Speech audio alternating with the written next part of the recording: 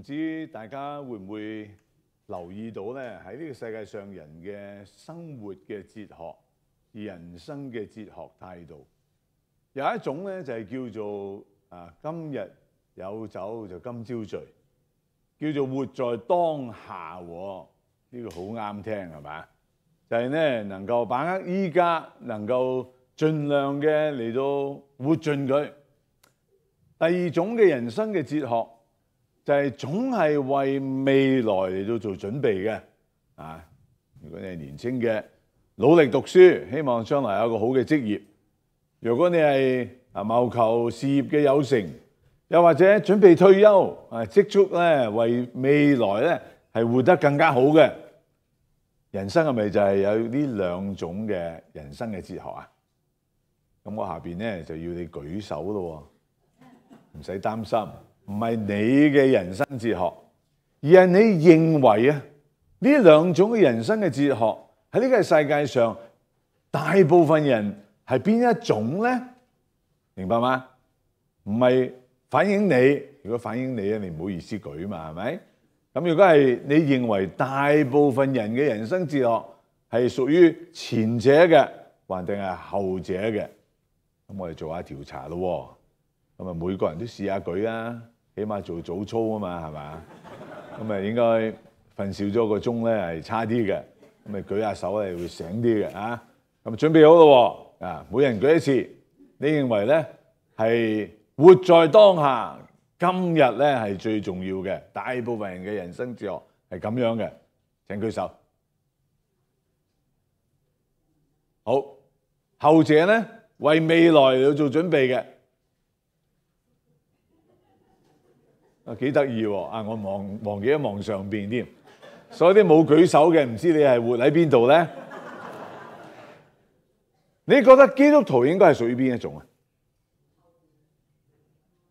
基督徒你唔活喺當下嘅，其實基督徒好似係為未來嚟到活嘅，呢個好似係啱，但係其實都唔啱。基督徒其實就應該係活在當下，但係你知道呢個當下其實唔係真實嘅永恆。今日嘅當下往往可能係一種嘅假象，所以當特別我哋啲咁嘅年紀嘅人，日日就聽到活在當下嘅時候，你更加要嚟讀今日呢一篇詩篇啊！因為今日呢篇嘅詩篇係好能夠描述出究竟我哋嘅人生係活在當下定係為着未來呢？呢一種嘅張力其實喺我哋一生裏邊嘅。如果你只係活在當下嘅，大家好快使晒啲錢啊，係咪？如果你淨係活在當下嘅，你唔會好好地讀書嘅，因為點解？讀書係辛苦嘅。你活在當下嘅話，你咧可能你唔會為着你未來嘅升遷咧，你要付出更多嘅努力嘅。但係其實我哋嘅人生同時係為着將要真實呈現嘅未來。嗱，大家都知道咧，呢一個嘅詩篇咧，往往係帶住一啲象徵嘅意義嚟到閱讀嘅。我年青嘅時候咧，讀嗰啲詩篇咧，有時識背咧，但係唔等於我明佢裏邊嘅意思喎。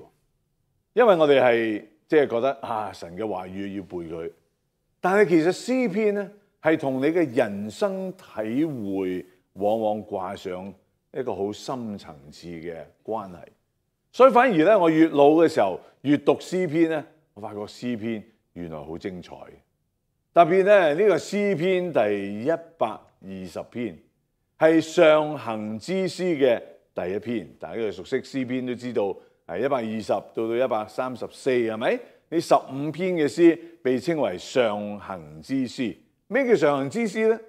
就係古代猶太人佢哋有一個傳統，就係四散唔同居住嘅環境，上去聖殿朝拜嘅時候，佢哋有15篇嘅詩稱為上行之詩。我冇準備咧同你講晒15篇，不過今日係講第一篇120篇。你亦都睇到呢個叫登階之詩呢啲嘅後來加上嘅詩題咧，就描述原來呢15篇嘅詩咧，係猶太人翻到嚟聖殿上嗰個台階咧，每上一級，佢哋會朗誦一篇。所以上行之詩嘅第一篇，亦都代表咗人生朝聖嘅旅程嘅裏邊，我哋帶咗一個敬虔嘅心，同時帶咗一個敏銳嘅心，唔單係識背誦聖經，而係被解釋咗嘅聖經先至重要。當然有啲嘅聖經我哋一讀就明白，但係我哋無可否認，有時一啲嘅聖經咧係需要闡釋，需要解釋，以至到我哋更明佢裏邊所指向嘅深層嘅意義，即係同我哋中國人嘅詩詞都其實有關啦，係咪？有啲嘅詩一讀你一讀就明白晒啊！但係有啲嘅詩詞咧，你需要細細嘅去咀嚼。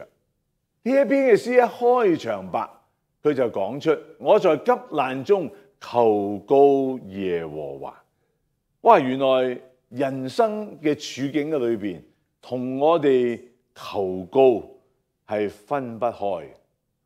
如果你能夠有一種求告嘅心態，其實往往係幫助你人生更加 alert， 更加醒目啊，更加甦醒。我哋今日活喺呢個匆匆忙忙嘅世界，活咗喺一個好似推住你行嘅時代嘅革命嘅裏邊咧，往往我哋係冇時間去祈求。其實當你有祈求嘅心嘅時候，你就發覺原來周遭環境係有更深嘅意義嘅。無論你活到老、學到老也好，年青力壯，更加人生經驗不多嘅話，你更加需要喺禱告嘅裏邊使你嘅靈魂甦醒。所以呢一段嘅聖經話：我喺急難中求告耶和華。點解呢？因為耶和華求你救我脫離説謊嘅嘴唇同埋詭詐嘅舌頭。我冇同主席夾定㗎，今日佢嘅祈禱好似有一句係講詭詐，係咪？你覺得呢個世界，我哋所聽到睇到嘅世界，好現實嘅，講到明睇得見嘅，唔係摸唔到睇唔見，應該就係直白，應該係真實。但係而家今日我哋聽到好多嘅，無論新聞也好、政論也好、消息也好，究竟係真嘅定係假嘅呢？求你救我脫離説謊嘅嘴唇、詭詐嘅舌頭。唔知你讀到呢兩句嘅時候，你驚唔驚嘅咧？説謊嘅嘴唇，今日人嘅嘴唇呢個3寸不爛之舌，真係好可怕，係嘛？好真誠嘅、好感人嘅説話，又係佢。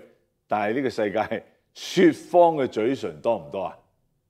今日你收到電話咧，你都驚驚地，係咪？最近仲好笑，阿黃師母收到個電話咧，佢話嗰個人嗰把聲好熟，不過係咪真係佢咧？哇！即係依家啲 AI 令到你有種恐懼感，係咪？第日咧，你老婆打電話俾你咧，你都諗下呢個係 AI 啊，定係即係真係我老婆依家叫我去救急，呢個係真啊定係假？即係太多呢啲嘅消息。所以原來詩人一早，當然佢唔係活喺 AI 嘅時代，唔係活喺現在我哋今日嘅當下，但係佢同時嘅都發現，原來人生嘅場景嘅裏邊有好多説謊嘅舌頭嘅，更加深層嘅形容係詭詐嘅舌頭。哇！説謊已經夠驚㗎啦，仲詭詐添，我好中意呢個中文啊，鬼鬼地係嘛？即係當然呢個鬼同鬼鬼地嘅鬼唔同，但係呢種嘅詭詐係形容出嗰種嘅唔容易嘅分辨。你唔好以為你人生閲歷好豐富，你嘅分辨嘅能力就係一種嘅肯定，唔一定。所以我哋睇到原來呢一度詩人俾我哋學習嘅第一方面係要拒絕被虛幻嘅現實所蒙騙。你話牧師唔係，特別如果你未信耶穌嘅時候，你更加覺得信仰你哋講嘅神我都睇唔見，嗰個都唔知係咪可靠，睇得見先可靠。今日我哋越嚟越明白，睇得見其實可能係最唔可怕，唔係最可靠。特別依家啲嘅虛幻科幻嘅嘢越真實越詭詐，所以今日我哋都唔知活喺一個咩嘅世界裏邊，睇得見嘅定係睇唔見嘅先至係真實咧？還定係往往我哋要常常好 alert、好警醒啊！俗啲講嘅就係好醒目，要去分辨睇得見嘅、聽得見嘅，究竟呢啲嘅嘢係真實嘅定係虛幻嘅咧？當然呢個世界虛幻嘅嘢，我哋可以講好多，但係唔知點解咧，我就諗到25年前呢個世界講緊一樣嘢，個個都喺度驚嘅。請問25年前係邊一年啊？一諗都諗到千年蟲嘅，點解你仲記得嘛？Y2K 係嘛？哇！呢個 Y2K 我仲記得咧，應該嗰陣時我喺 Edmonton 生活啦。咁講咗幾年，我哋教會好多人做 IT 嘅，個個都喺度講緊。到今日我其實都唔係好知究竟千年蟲係咩嚟嘅。但係總言之就係話，哇！世界大亂啊！啲銀行帳戶啊、股票啊、諸如此類都會亂晒，係就係因為個 number 係咪？即係2個 number 定係4個 number？但係我諗下乜咁複雜嘅咩？2個 number、4個 number，總之我哋啲即係低 tech 嘅人啦，唔係 high tech 啊嘛，就係低 tech 啦，就唔明嘅。但係你記唔記得嗰陣時真係人心惶惶㗎？你嗰陣時咧都唔知信佢好定唔信佢好。有一種嘅講法就話：哇，千年蟲就嚟啦 ，Y2K 就嚟啦！哇，屋企要買多啲罐頭啊！你有冇聽過呢個講法？我真係識得有人屋企買咗好多嘅罐頭喎，因為 Y2K 嚟啦，可能咧糧食冇啦，諸如此類啊！嗱，你而家回頭睇，你係笑佢啊，但係呢啲係真實出現嘅事，係咪？你諗下一個人點會買？哇！我都唔敢話俾你聽，嗰個人買咗幾多罐頭啊！佢可能食咗好多年啦，後來。可能後尾唔知係捐晒去 food bank 添啊！但係真係有人咧就買咗好多個罐頭，然之後一個 Y2K 係咪應該係2000年1月1號係嘛？就一過咗嘅時候，發覺死啦！成個 basement 嗰啲罐頭唔知點辦啦！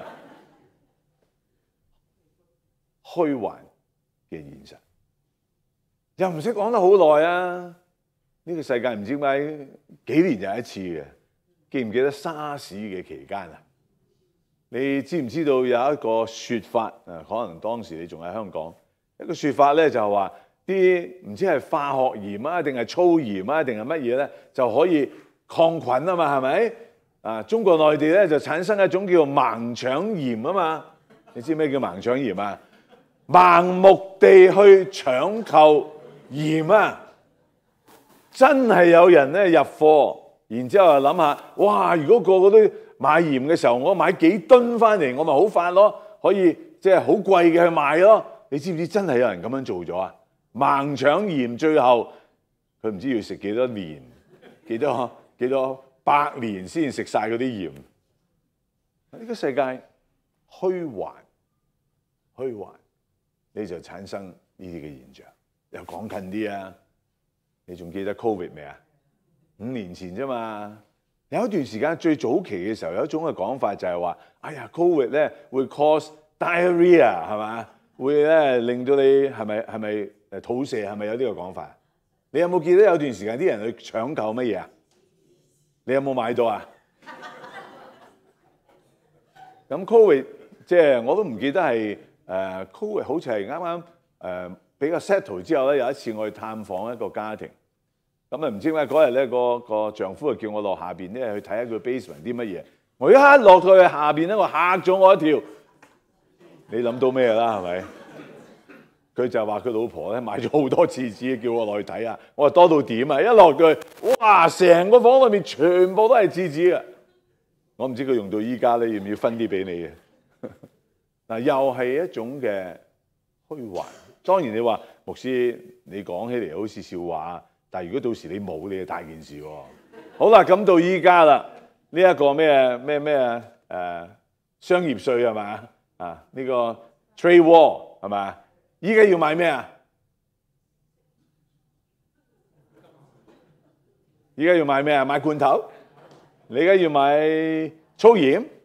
你而家要買咩啊？買廁紙？哦，買雞蛋啊！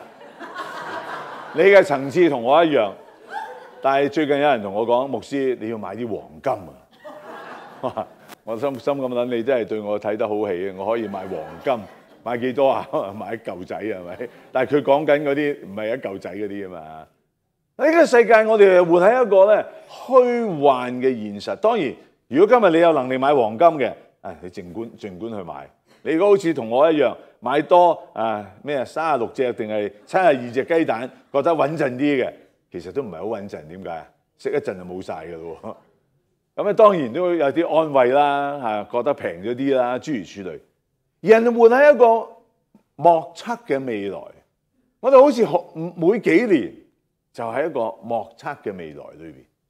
所以詩人話拒絕被虛幻現實所蒙騙，唔係唔叫你做智慧嘅投資準備，但係當呢啲嘅信息嚟到嘅時候，你要去分別究竟我要做幾多先至足夠呢？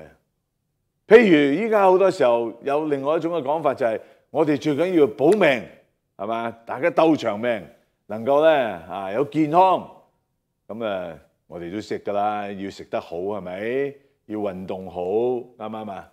我有冇同你哋分享過？好多年前我睇過一件 T 恤係咁寫㗎，佢用英文寫嘅，佢就話咧要eat right，要 do exercise，不過係 die anyway， 即係要食得好，要努力做運動，但係最後你都係會死嘅。因為今日我哋成日聽到平均年齡係嘛？成日都話哇，依家犀利啊！香港男人83啊，係咪？好似係女人86啊咁。好似我哋咧仲話依家啲基因越嚟越好啊，我哋越嚟越咧各方面咧係能夠活到120歲啊。咁所以我舊年同我外母祝賀嘅時候，佢100歲啊嘛。我話你祝你長命百，好在加咗2歲。哇！我哋覺得越嚟越多老人咧，你有冇參加過105歲嘅生日啊？100歲生日唔出奇啦。哇！我哋好似越嚟越長命咁。有時又諗下，唔好被虛幻嘅現實所蒙騙。係啊，我哋中間可能都有90歲、100歲嘅人，但係你有冇諗過，其實有好多人亦都已經唔再喺我哋嘅周圍㗎。可能我哋咁嘅年齡收到嘅消息都係呢啲，越嚟越多係70零歲、60零歲，當然仲有啲比較例外嘅更年輕。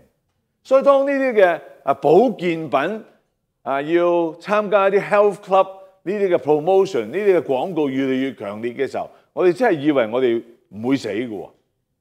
但係其實呢啲係虛幻嘅世界，我哋面對現實，但係同時拒絕被虛幻所蒙騙。咁樣嘅話，就算你係年青人，你都睇透少少，睇清少少，而唔會係隨波逐流。因為呢個世俗，呢個世界，今日睇得見嘅世界，其實係虛幻。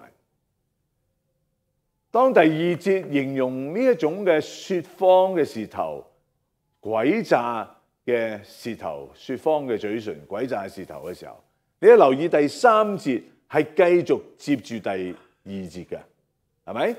所以頭先我哋一次過讀咧，我哋唔留意到。但係當你留意嘅時候，你發覺詩人繼續去描述呢種詭詐嘅舌頭、詭詐嘅舌頭啊，要給你什麼呢？要拿什麼給你呢？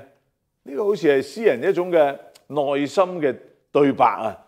哇！面對呢個虛幻嘅世界裏邊，究竟我哋應該點樣嚟面對呢個虛幻嘅世界呢？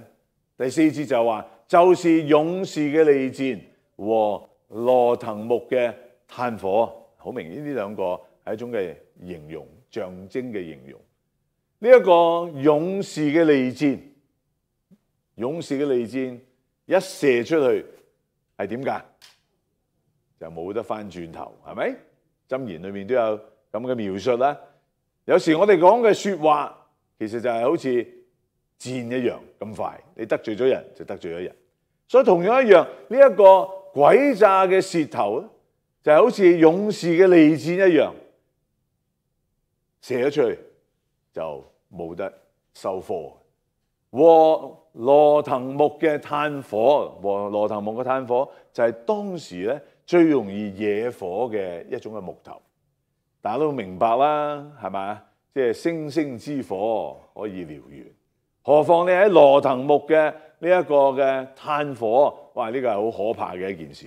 聽講咧，早幾年貓兒嘅火災咧，其中一個分析就係話，有人將一啲唔應該喺貓兒種植嘅，好似係非洲類型嘅一啲嘅禾稈啊，還定係蘆葦咧，唔知點樣移植咗去貓兒，而喺個山上邊咧，就因此咧突然間着火，以至係喺山上面一路即係燒落嚟咧。呢個係其中一個嘅論述。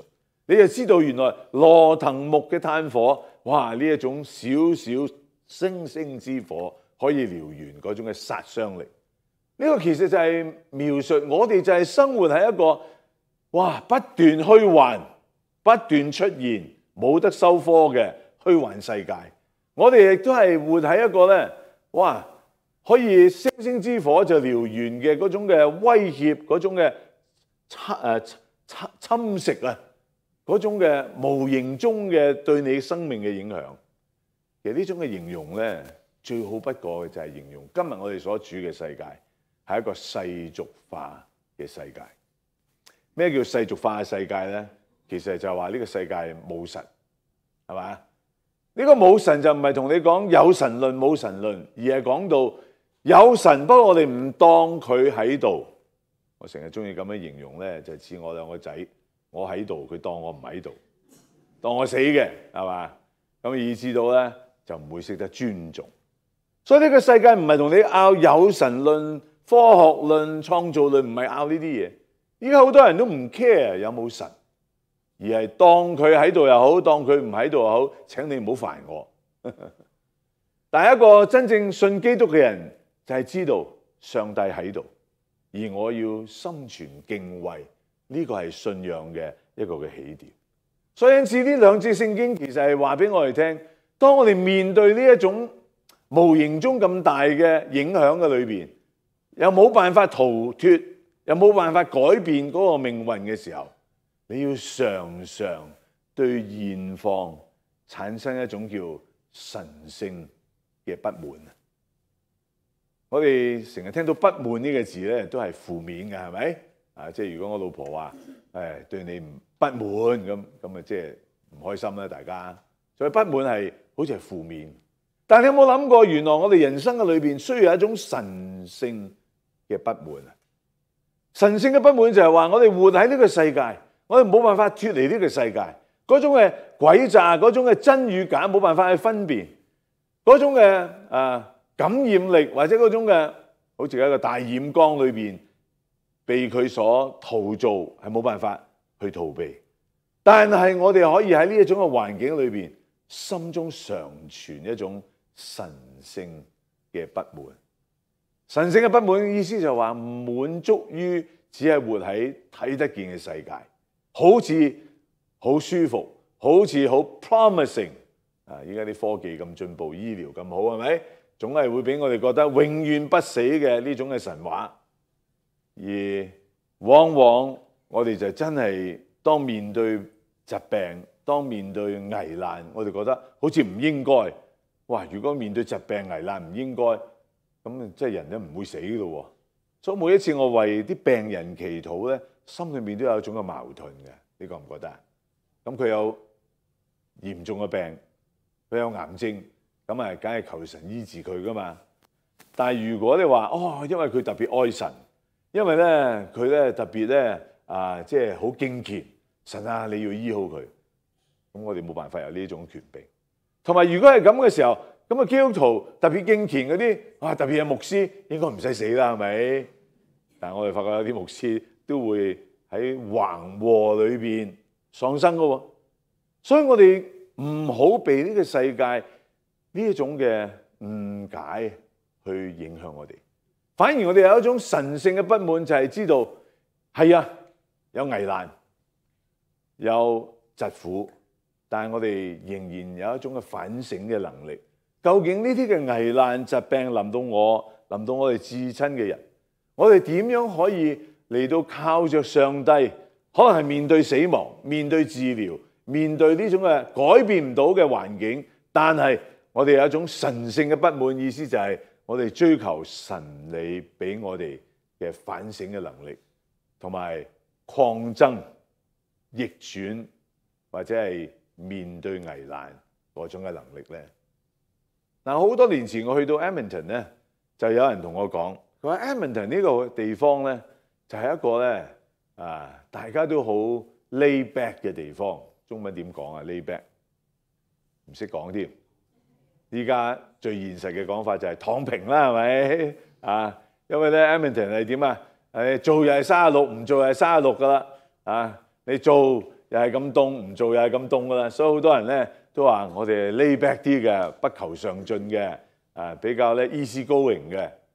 但如果我哋咁樣去假設一個環境，就塑造咗我哋嘅話，你真係躺平啦。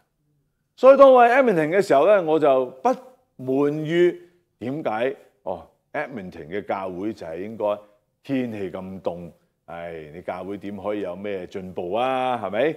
大家都 lay back， 大家都舒舒服服咪算咯，好似一個 religious club 咁咪算咯。嗱，有時咧有呢種嘅危險嘅喎，咁所以你要有神聖嘅不滿去逆轉嗰個環境。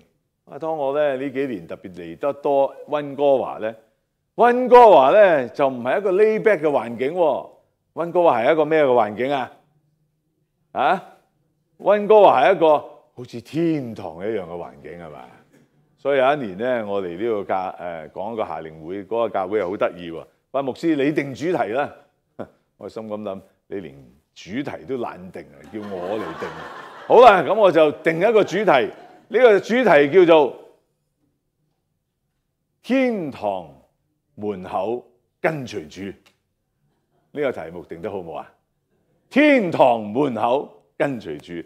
嗰幾年咧，差唔多世界上好多嘅研究統計咧，都係話溫哥華係 the number one city， 係嘛？即係全世界最宜居嘅城市就係咧溫哥華啦。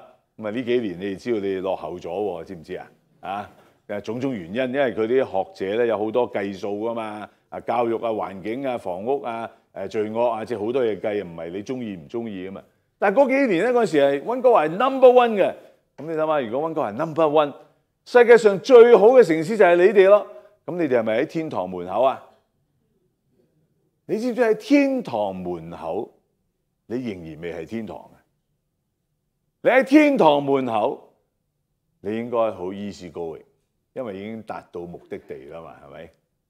但係呢個係咪真係你人生嘅天堂咧？當你真係生活喺溫哥華嘅時候，係咪就冇 stress 咧？冇壓力咧？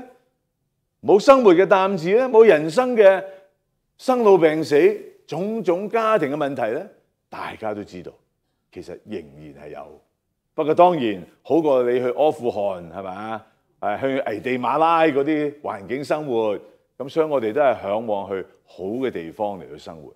但係當你喺一個好嘅地方、好嘅人生嘅樂土、好嘅應許之地，你已經嚟到嘅時候，你仍然需要有呢一種神聖嘅不滿，否則嘅話，你就被你嘅環境去決定你，而唔係你去決定你嘅環境。我希望你能夠聽得好清楚呢句說話。就正如我喺一個天寒地凍，冇可能咧教會會發展得好嘅，真嘅喎，因為天寒地凍啊嘛。所以一到冬天一落雪，去唔去聚會啊？以前冇呢啲科技喺線上噶嘛，所以我話咧 Edmonton 啲人咧真係好敬虔噶，落住30-40度嘅大雪，佢都翻嚟崇拜喎。你話係咪真係敬虔啊？真係敬虔啊！咁啊去到夏天嘅時候咧，難得咁好天，佢又唔去崇拜咯。點解啊？因為要去釣魚啦嘛，要去旅行啦嘛。所以我就成日形容，哇 Edmonton 呢個環境咧，真係如果能夠教會興旺咧，呢個係神蹟嚟嘅，唔係人做到嘅。因為天氣唔好又唔去，天氣好又唔去，咁幾時去啊？你睇心情咯。你就睇到原來人簡單聚會呢件事都係一個神聖嘅操練嚟，除非你對你自己今日嘅狀態有一種神聖嘅不滿，以致到你會急起直追，你會真係好醒醒定定嘅去決定究竟我點樣去生活，而唔係被嗰個環境去決定你。好啦，嚟到最後啦，呢一段詩篇嘅最後，佢話：我寄居在米設，住在基達嘅帳棚之中，有禍了。呢兩個地方喺邊度呢？原來米設就係當時你可以話以色列地嘅極北嘅地方，甚至有人話咧係靠近俄羅斯添，即係好北嘅地方。但係基達咧就係以色列地最南巴勒斯坦地最南端嘅嗰個地方。你話詩人點解要攞呢兩個地方嚟講寄居咧？你好好地住喺應許之地咪得咯？點解要走到最北，走到最南？喺當時嘅世界嘅最北同埋最南咧，呢個其實係講出人往往對自己嘅處境咧，有時都有一啲嘅向往啊，有一啲嘅選擇。人咧都會去考慮究竟我喺邊度生活係最好嘅咧？以前就冇咩移民潮啊、移民世界啦，但係某個程度呢度係描述緊呢一種嘅追尋。以至到我與那恨惡和睦嘅人許久同住，我願和睦，以至到咧嚟到產生反而係戰爭。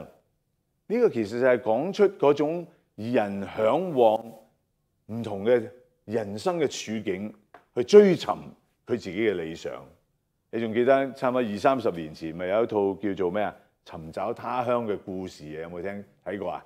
嗰陣時我屋企冇中文電視嘅，我有個弟兄咧好有心，每個禮拜睇完一大餅嗰啲 VHR 啊，係咪 VHS 係嘛？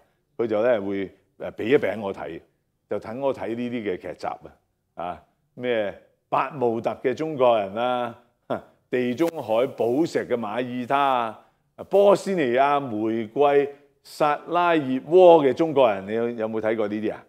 有少少印象係咪？咁呢啲地方咧，我喺20-30年前我都唔知佢喺邊㗎。咁依家啲人周圍去旅行咧，又比較豐富啲，知道呢啲嘅地點啊。你有冇諗過好奇怪嘅？真係尋找他鄉嘅故事。有人就話有太陽有月亮嘅地方都有中國人啊嘛。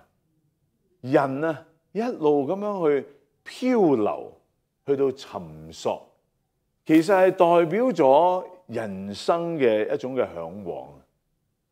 聖經裏面講嘅，我願和睦，但我發現他們就要爭戰。呢度講出嗰種嘅所處嘅環境唔係好似你所想象嘅咁 promising， 以致到人會遷徙，人會漂流。如果你接觸多啲內地人，你知佢好中意用個漂字㗎嘛，係咪？即係中意去北上廣深嗰度去漂啊，北漂啊嘛，上漂啊嘛。咁我就係外漂啊，你知唔知啊？你係溫漂啊，漂咗嚟呢度啊嘛。人嘅呢一種嘅漂流、散居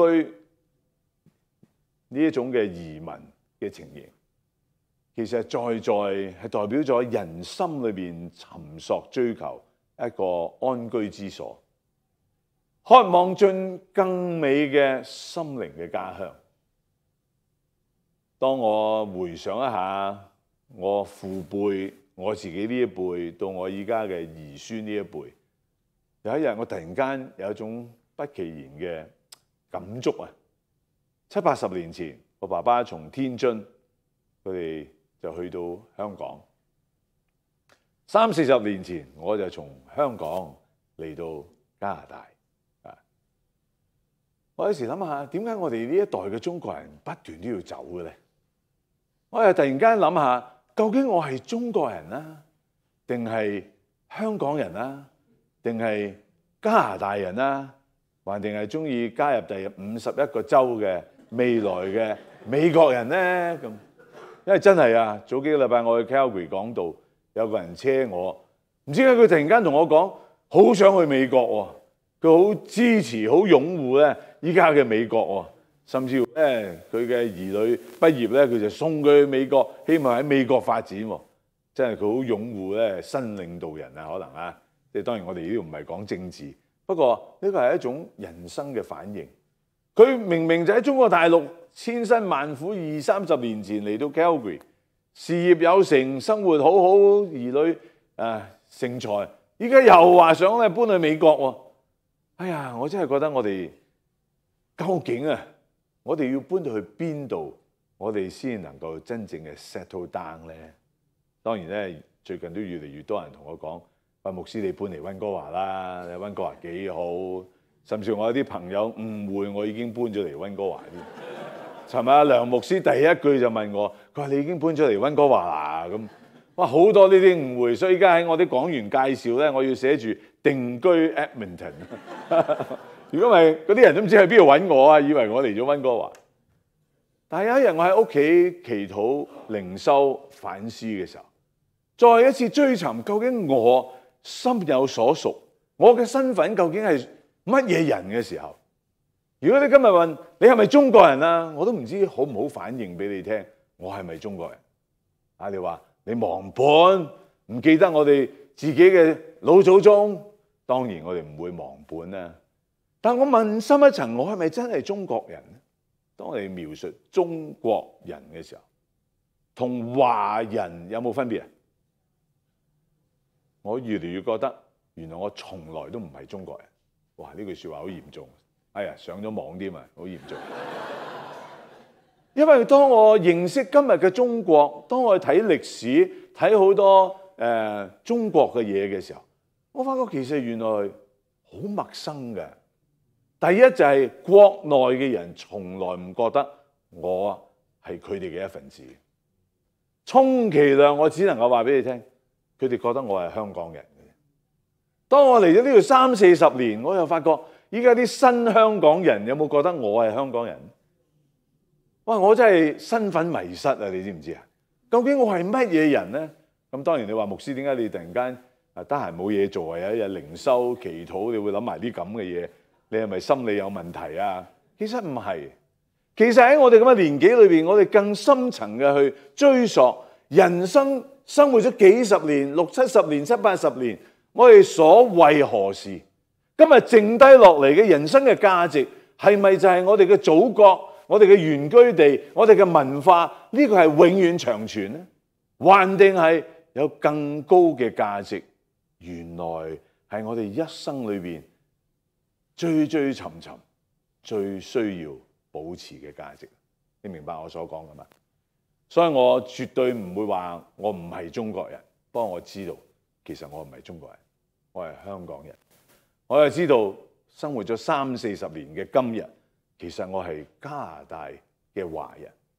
當你講話 I'm a Canadian 嘅時候，你係咪真係加拿大人呢？雖然我哋有投票權，或者你喺你嘅專業、你嘅社會、你嘅社區裏面，你好投入，但係你會知道，你又唔係真係俾加拿大人覺得你係加拿大人。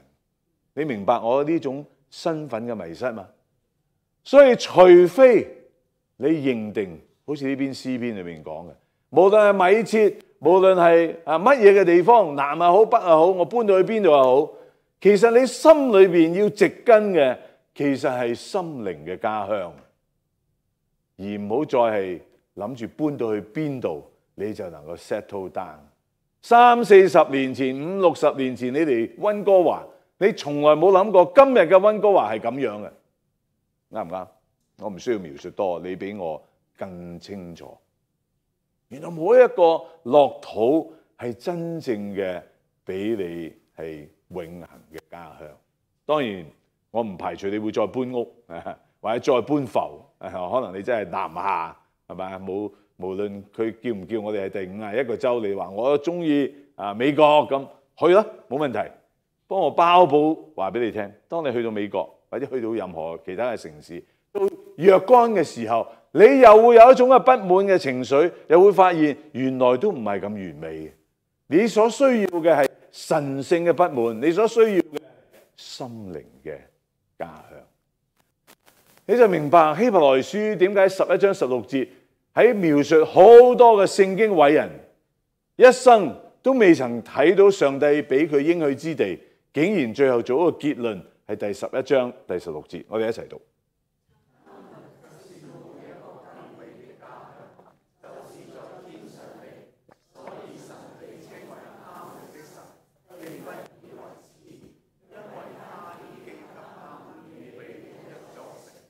呢個就係我哋基督徒點解我哋活盡今生，活在當下，但係同時我知道我係為未來而作準備。